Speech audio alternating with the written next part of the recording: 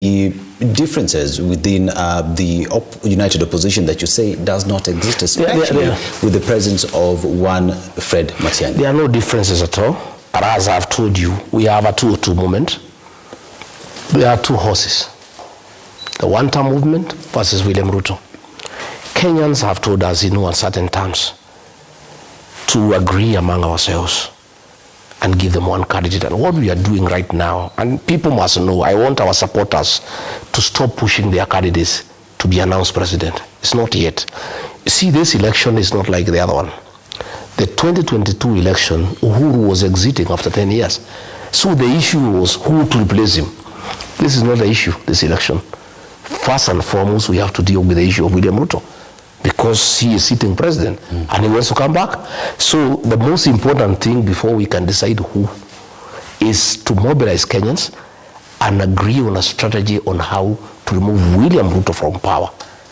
Then once we have the numbers, and politics is a game of numbers, then among ourselves we agree one person. And myself, I have said, I am presidential candidate. If I'm picked, I'll be very happy. I'll beat William Ruto in the morning. In case the formula does not favor me, it favors Kalonzo Musyoka, I'll support him the way I would have, campaigned for my own candidature. If it's Fred Matiang'i, the same. Martha Karua, the same. J.B. Muturi, the same. George Natabea, the same. But I can tell you, the little noise you are seeing is because William Ruto has planted a lot of moss in the opposition. He has infiltrated our various parties. Myself, when I was in office, he planted many people on me. And when I came out of office, I chased them away. Some have gone to Jubilee. So they are being used by William Ruto to cause problems within the opposition. And we have told leaders to be careful. If some Ruto moles have left my party and you are in the united opposition, don't allow them into yours, because he'll still use them to undermine the bigger united opposition. I am aware that William Ruto and the National Intelligence Service are trying to create a third force. This is what happened in 1992. Mwai Kibaki was doing very well and he would have removed President Daniel Arap Moi. The National Intelligence Service hyped the candidature of Kenneth Matiba, who was abroad. And he came, they mobilized people at the airport, in Nakuru, everywhere. They created a hype. And they planted people and they convinced Matiba he must run. They divided the vote and William Ruto won. The same thing is happening. Many news agents have been planted, to us. Like myself, there was one who speaks my language, and then he would pretend, oh, Rigathi, you are one of our own, we are helping you with information from inside, and then he's trying to mislead me. And I refused. In fact, I hear he has been removed and sent to be a deputy ambassador somewhere because he has failed to influence me. I hear they have promoted somebody, Akamba, to try to manage Kalonzo. Another Kisi to try to manage Matiang'i, another one to manage Natembea, so that they can try to convince us separately that you can make it on your own. So that you create a third force to divide the opposition, then we can have a runoff, and then William Ruto, using state resources, can buy the ones who have lost and win in the re-election. So the good thing, they have been trying to create confusion by creating rumors that Kalonzo is going to State House at night, so that we can be suspicious of Kalonzo. But Kalonzo has been very forthright with us, and that's why we have stuck together. Anytime Ruto sends him emissaries, he calls us and tells us. So that has built confidence, And now we are convinced Kalonzo cannot be swayed by anybody. But we know they have attached an officer to try to use a lot of hard attacks to try to persuade Kalonzo to join William Ruto. But he has refused to budge. So the little teething problems you are seeing, they are Ruto characters all over the opposition. You have found most of them, instead of attacking William Ruto and challenging his programs, they are attacking Rigathi Gachagua. You are saying you are in the opposition. This united opposition wants to send William Ruto home. But you, because you work for Ruto, but you are within the opposition, you move from one TV show to another attacking Rigathi Gachagua, who is in the opposition. So once we deal with that little thing of moles, the Ruto fellows in the opposition, I think we will steady the ship, because the principals, myself, Kalonzo, Matiang'i, Wamalwa, Natebea, Muturi, Mother, Linturi, we are all solid. And we have discussed, and all of us are very committed. And I'm telling you, this will be a two-horse race. What happened in 2002? Once the candidate was picked, Kibaki got 62%. Uhuru got 31%. The one who created a third force, even Nyachae, got 5.6%. What will happen if anybody is confused by Ruto that you are very popular, that you can go it on your own, you can make it alone, and you become a third force? The people of Kenya will abandon you the same day. The people of Kenya have decided there are two horses, Ruto and one-term movement. Whoever is a candidate for the one-term movement will beat Ruto 70+1.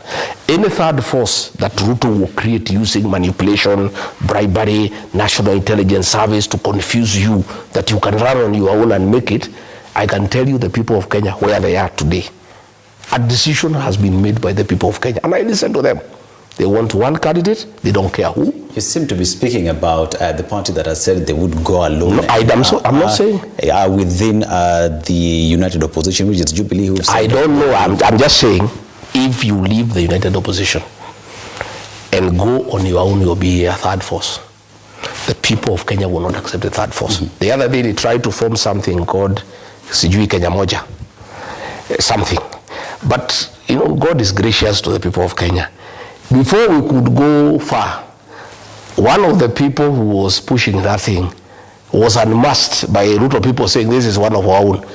We are the ones who have sent her to spy for the opposition. It died. That is what will happen. And Kenyans are also very intelligent. All these moles sent by Ruto into the opposition, people know them. They see through them. They read. They know, and they tell us that is a mole. That is a mole. That is a Ruto person. That is this. Let me tell you, this thing will be a two-horse race. The rest are donkeys. Whoever is picked by the united opposition to face William Ruto is the one who will win and will be the 6th president of the Republic of Kenya. If anybody gets lost along the way and decides to abandon the people of Kenya and think you can go it on your own, you will not go far. The people of Kenya will say no.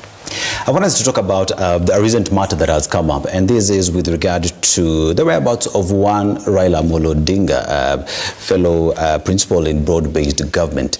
And his whereabouts is not known, but you have been accused. A statement from ODM says that you and your team are sending fake news to Kenyans with regard to Raila's whereabouts and his health. I'm very saddened by ODM. ODM has sunk so low. Since they allowed William Ruto to destroy ODM, it's no longer the party that it was. That is very cheap to start with. Myself, I spent the whole of yesterday here with Mohammed Ali.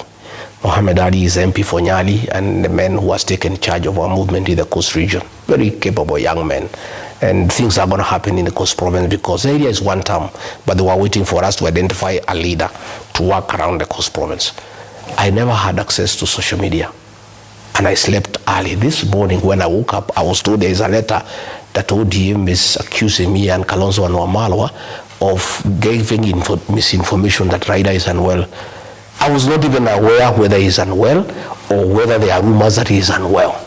To start with, I don't take much time myself thinking about Raila Odinga because the day I realized him and William Ruto are one and the same, I concentrated on William Ruto. Because there is no difference between Raila Odinga and William Ruto. So you don't have to concentrate on two personalities when they are one. So I concentrate on William Ruto. And I don't bother about Raila Odinga. And I have no interest in where he goes, or whether he is out of the country, whether he has left, whether he is leaving. It is none of my business. So I was not even aware he's out of the country, or he is unwell, or he is said to be unwell. To start with, being unwell is not a crime. And I want to tell leaders and the people of Kenya, there is no crime in being unwell. When I was a senator, I was taken unwell, I went to hospital. And a leader is a human being, and you can get unwell. So there is nothing so big about somebody's health, whether you are a leader or not. And when I looked at that letter, it's so amateurish. You know, it's so cheap. To start with, you must respect the people of Kenya. If a leader is said to be unwell, and he is well. You just ignore and go on with life. You don't have to say you are not unwell. Why should you bother? Number two, if you feel that the rumors are bothering you and you need to tell people you are well, you don't have to write a letter. All you need to do is do a few activities here and there, and then people can see you are well, and the matter just dies. President Moi, the second president of the Republic of Kenya, used to do it that way. He would disappear for 5-6 days. People would say Moi is sick. Then he would turn up at KICC and brisk walk from KCC to Harambee House. The matter just ends. These characters of Raila, what they would have done if they thought their rumors is unwell and they want to say, and they are bothered, and they shouldn't be bothered anyway, but if they are bothered, they should have just organized some activity. And even say, if they say he's out of the country, they are not even saying which country. You know, they are even the one creating more suspicion, because you are saying he's not in Europe. If you say he's not in Europe and you have nothing to hide, just say where he is. Looking at it, there are two fronts in my thinking. It's political mischief. One, if Raila Odinga will not run and he'll support William Ruto, a lot of people from Luo Nyanza are saying that if Kalonzo is on the ballot and Raila is not on the ballot, almost 40% would vote for him because he has stood with Raila for 15 years. So I think this was a scheme to try to create a wedge between the Luo nation and Kalonzo Musyoka. Myself, I've never supported Raila Odinga, and even the other day I was saying I felt bad. I asked people to support Ruto, who had said we support Raila, and I say I think I made a mistake. I have taken back that statement. I didn't make any mistake, because Raila would have just been like Ruto. The two are the same. So there is no mistake that I made. I think it is okay.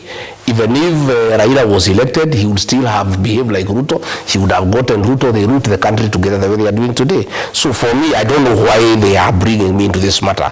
But I'm also aware that Ruto is so scared about my candidature that he is willing to give money to anybody who attacks me. So I think the ODM fellows were setting the stage to start attacking me, so that they said Ruto videos so that they can have some money. And I think that's what has happened the whole day. Where does Rigathi Gachagua comes in the issues of Raila? Have I posted anything? Have I said anything about Raila? I was even unaware that he's out of the country. But you know, and it doesn't matter anyway. But you know, they say where there's smoke, there's fire. I don't can just wake up but you must start somewhere and say Rigathi wrote somewhere. He spoke somewhere. I was not even aware that the old man is out of the country, or whether he has any challenge or otherwise, you know. But I know that a lot of people, I have seen many people nowadays, they attack me in all forums. And that's why you see there's so much attack against me. Then they get videos, they said William Ruto, they get some money. And it's a pity that ODM is a pale shadow of his former self. William Ruto told me when we were close that he will destroy ODM. He'll use money, he'll buy Raila, he'll buy close family members. He negotiated the sale of ODM with Junet and Joe, and it's true, he has destroyed ODM. In Western Province, they could not get a candidate for Malava. They could not get a candidate for Kisa East. ODM has been destroyed by William Ruto. And just a few characters, Joho, the governor, Wanga, and Junet, they are the ones who are milking. All these other low MPs, they are just shouting. They are not getting anything out of the whole equation. So this party has sunk so low that they can sit down to accuse me and Kalonzo of wishing Raila ill. Let me tell you, my brother, we are not those kind of people. Doesn't matter who, even William Ruto, we have never wished him ill health. Even Raila, we have no reason. In fact, my prayer is that God gives Raila long life and good health. And I pray to God that he supports William Ruto so that we defeat the two of them in 2027. It will be very, very nice for me. I will feel very good, because we would like to deal with Kenya's problem once and for all. And it's the two characters, because they are one and the same. They are rooting the country together. All these things that are happening in the country, if it was not Raila support, Ruto would not be doing it. But as wishing him ill, wishing him bad, I'm not the kind of a person. Right. And I'm really not bothered to what is happening to him or where he goes. It's really none of my business. Let's talk about formation of the next government, 2027. You say that you will run for president, that you want to form the next government. Mr. Rigathi Gachagua, how do you intend to form the next government if the impeachment was successful and with that it bars you from running for office? It doesn't bar me from running.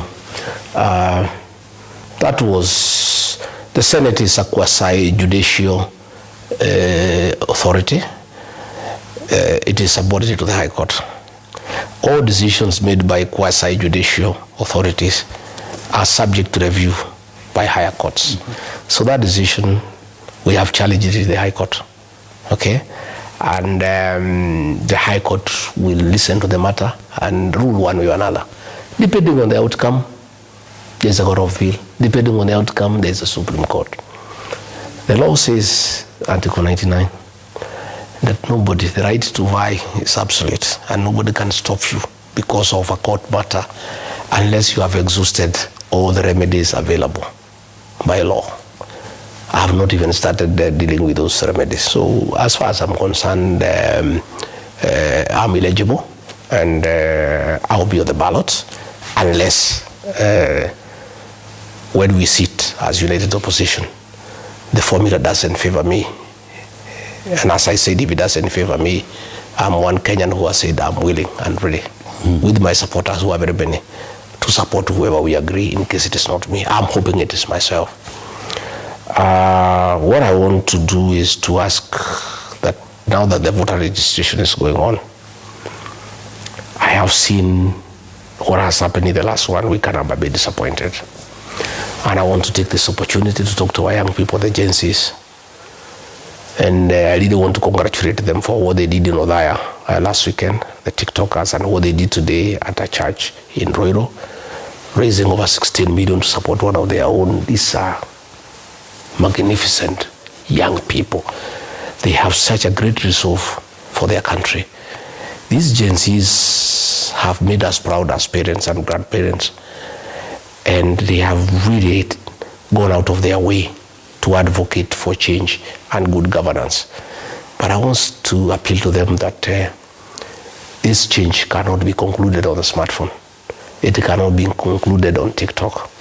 The actual transformation of this country to get good leadership and good governance will be on the ballot box. And the tool of change is a ballot. I have seen the last 1 week, it's not been very good. I want to ask our young people, the Gen Zs, to know that they have a date with the destiny on the 10th of August 2027 to help this country get good leadership. And they can only do that if they have a vote. Please, they must register. Number 2, it is my proposition and my desire, and I've told the Gen Zs in my party, and there are very many, that I also would wish them to take leadership positions and help us govern this country, to be MCs, to be MPs, to be senators. If they don't register as voters, who will vote the Gen Zs? Their peers. They need, if they want to be MCs, they want to be MPs, they want to be senators, they want to be women rep. I saw a very young girl in Kajiado, 21 or 22, she wants to be women rep. I have seen another girl here in Nairobi called Wanjiko, she wants to be women rep in Nairobi. If the Gen Zs, their peers, do not register as voters, who is going to elect them? So let them, please, Gen Zs, this is a good opportunity for you to participate in bringing the change that you desire. And you must also know that you are the greatest stakeholders in this country because you have longer to live than all of us. Number 2, I also want to take this opportunity to talk to the middle class. The middle class, for the longest, don't vote. But when things go wrong, they feel it more than anybody else. The middle class has been incapacitated by the Ruto administration. They are feeling the pinch of bad governance. Their businesses have been shut down. Nothing is going on. There is no money in circulation. And once you destroy the middle class, you destroy the country because these are the drivers of our economy. I want to appeal to the professionals, the business people, the middle class. Please, you can't stay at home and keep on complaining about bad governance. You must also take your rightful place today by going and register as voters and participate in the election and bring the change that you desire by getting the right leadership in place. You must participate in deciding how you'll be governed, because the middle class is very important for the country. Because if it is destroyed, there is no country like is happening today. But they cannot just sit back and just leave it to the rest of us, the politicians, and the people in the villages and the people in the slums to do it for them. They must lead the way. They must be active participants of the electoral process of deciding how this country will be governed. They can only do that if they have the tool of change. The tool that makes that decision, that is the ballot. So I want to appeal also to IEBC. It is also slow for one reason. Also, the constituency offices are very far away. The economy is bad, there is no money anywhere. These agencies are not employed.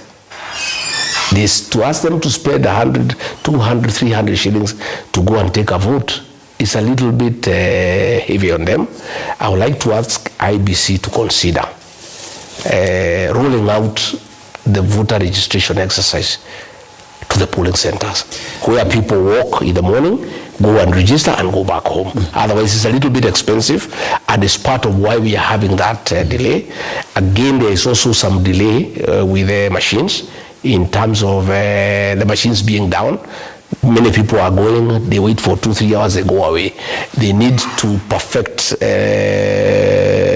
the equipment that they are having so that there is no downtime. You know, things are working because people also want to register and go away so that they make it a little bit easier.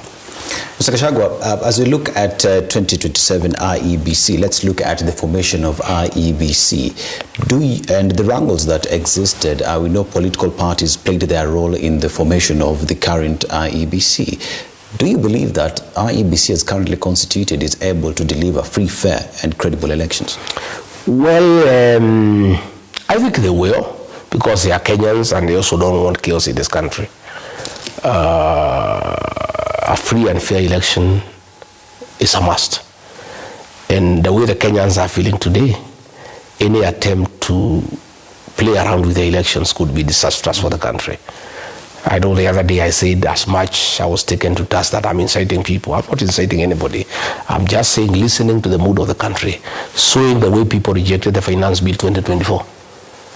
They would reject a flawed election 100 times more.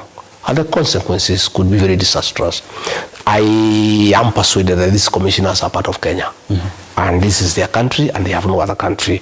And I have no reason that they will go out of their way to make sure that we have a free, verifiable, credible election. I want to tell the people of Kenya not to be worried that anybody can rig elections. It's very difficult to rig elections. The day electoral laws were amended, that the counting of votes is done at the polling station, made rigging elections very, very difficult. What we need are good agents, quality agents at the polling station, and the polling station results are final. What I recommend, and we want to ask IEBC, is to do away with the bombers and the National Tallying Center. It is not necessary. The law as it is today recognizes the constituency as the electoral area for the presidential election. So the presidential elections are announced in the 290 constituencies. The matter should end there. Even you guys in the press room there, you can just add up the numbers and announce the president. This thing of bombers and tallying and transmission is where monkey business begins. The way to have a free and fair election, and we know the results by morning, same day, is to do the presidential tallying at the constituency. Once the elections are announced at the constituency 290, the president will take the results and write them somewhere down. When they come from all other, people will just add, and we know who the president is, and nobody can tamper with that. It is not possible to tamper with 290 tallying centers. But this national tallying center has been the source of our problems since the year 2007. Were there monkey business in 2022 at the National Tallying Center that made you... There were efforts, but they were thwarted by the portal. But I'm saying that is not even necessary, because it takes 4 or 5 days to ease tension in the country. Let's devolve the presidential elections. The constituency is a presidential electoral area. If this Madeira constituency where I come from, let whoever has won the presidential race be announced in Karatina. That will be added to Kamukunchi. That will be added to Ndiwa. That will be added to Nyali. And by morning, by 10 a.m. the following day, because the counting of the presidential votes is number 1 at the polling center. Even the tallying, they tally the presidential results first.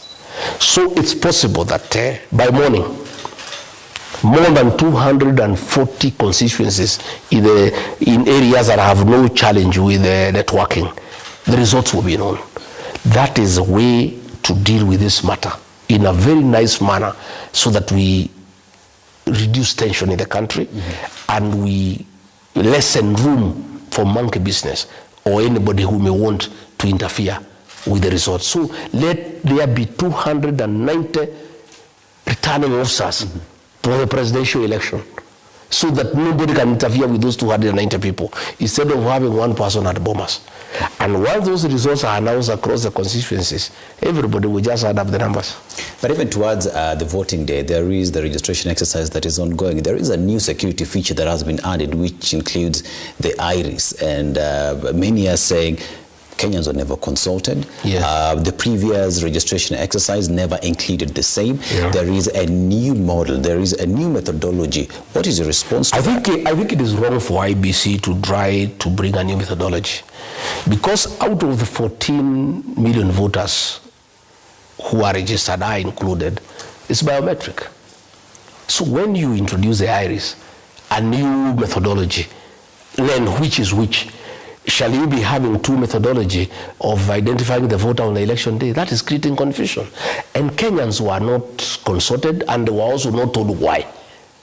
Biometric has worked and worked well.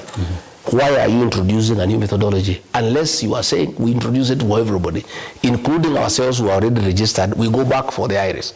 Yeah? So I think IBC is creating confusion, and these are some of the things now that are creating suspicion. You know the way this IBC was picked by Ruto and Raila, who are, buddies in the same coalition. Then when you start introducing things that are not clear and are not well reasoned, and they cannot be justified, because are you telling us we are going to have two methods of identification? Why are we having iris for the new voters, yet we don't have it for the existing people in the voters register? I think that is wrong. And I think these are some of the things you may see people now moving to court. Are you planning to challenge this in court? Yeah, to challenge it in court. And it will be stopped, because there is discrimination. Why are you having two methodologies? It should just be one. And even if it's there because it's not there in law, there need to be public participation. People of Kenya need to be persuaded as to why. Why are we introducing this new methodology of voter identification? So I think let IBC not try to introduce things that can bring confusion and things that can start bringing suspicion as to the intention of the introduction of the new methodology. There is also the fact that President William Ruto lifted the vetting exercise in the border counties, and with that there is talk that is one way of influencing elections. So what would be your response to the decision that was made by President William Ruto, first of all security-wise, and the fact that it is thought that will be used to interfere with the elections? What President Ruto did for mischievous intentions, he was not trying to reduce discrimination, because he's in trouble from his original stronghold, that is a mountain. He's trying to replace the mountain by northeastern Kenya, by trying to get aliens from Somalia and Ethiopia to come and register in Kenya so that they can vote for him. But he doesn't know what he's doing to the security of the country. As we speak today, people from those areas of northern Kenya are being discriminated in America in terms of visa, because the Americans are not sure that they will not get bad characters.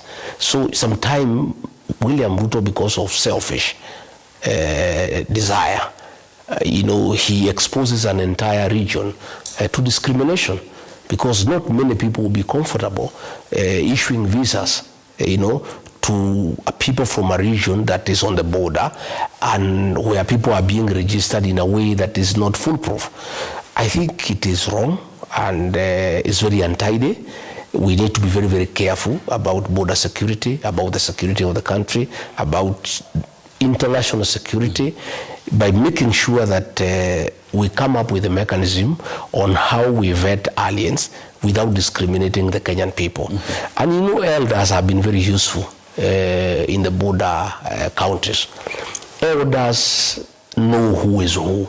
They know who was born where, who went to school.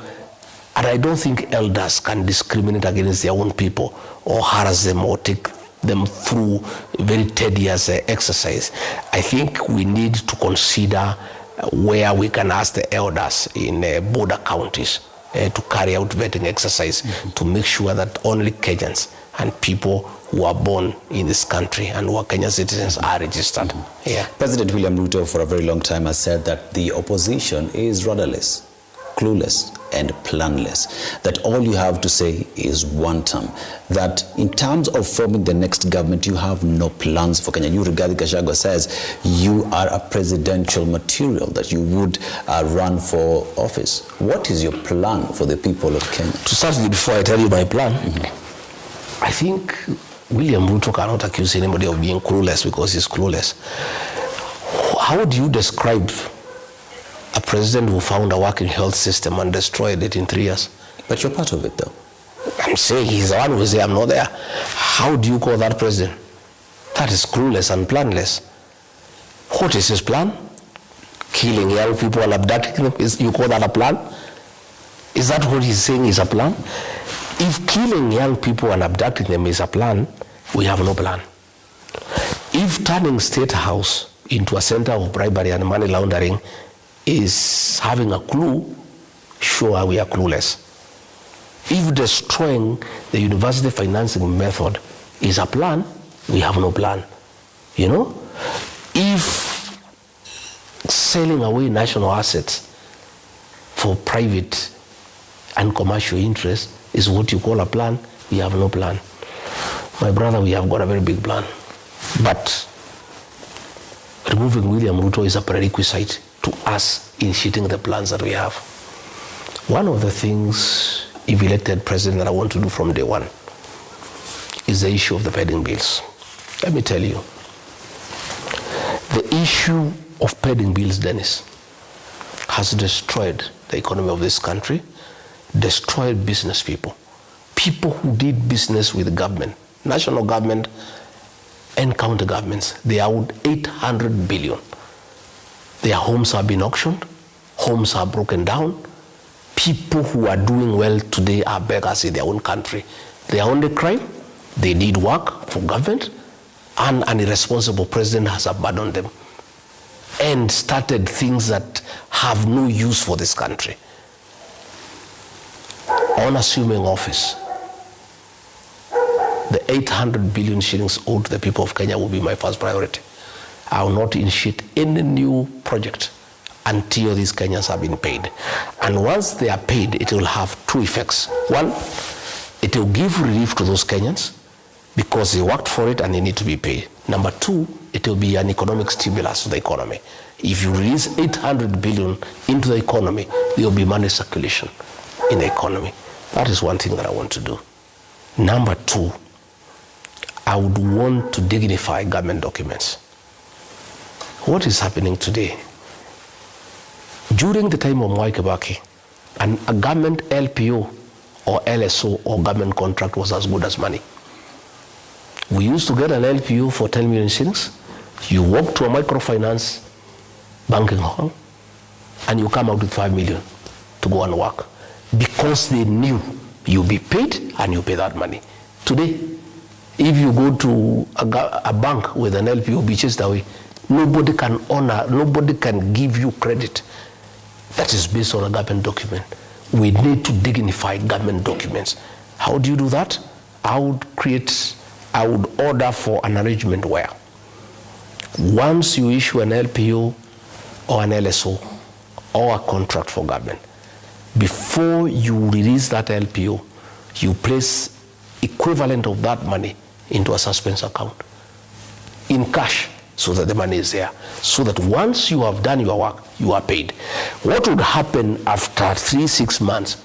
The banks will hear of it, and then they'll start giving credit to business people. There will be access to credit with ease because we have dignified government documents. Again, my friend, I would like to restore the dignity of the payslip from day one, including yours. Yeah?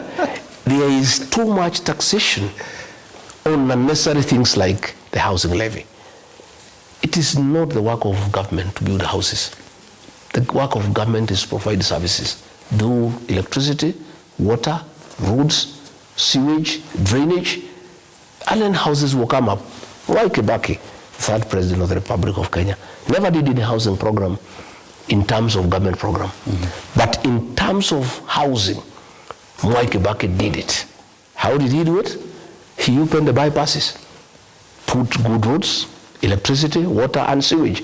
The houses came up on their own from the private sector. Mwai Kibaki did housing without spending a coin from government. But did you not support affordable housing as deputy president? Initially I supported, because I had believed William Ruto that it's a good program to create employment and to make sure that Kenyans live in dignity. Only for me to realize that it was a private thing for making money, for people to supply cement, to supply chuba, to supply mabati. Again, the president had not told me that we will tax Kenyans. He had said we will look for a way of doing affordable housing.